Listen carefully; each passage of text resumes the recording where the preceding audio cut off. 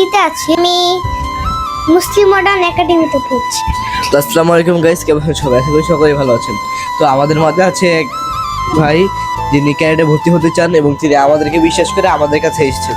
তো ভাই ফার্স্টে আপনাকে জিজ্ঞেস করি, আপনার কোন ক্লাসে পড়েন আপনি? এখন আমি ফ্রিতে আছি। আপনি কোন স্কুলে পড়েন এখন? আমি মুসলিম মডার্ন একাডেমিতে পড়ছি। অনেক ভালো, ক্যান্টনমেন্ট বোর্ডের। তো আপনি ক্যাডেট কেন হতে চান? আমার আর্মি হওয়ার শখ। আমার বাবা বলছেন আমি আর্মি হতে চাই, তার জন্য।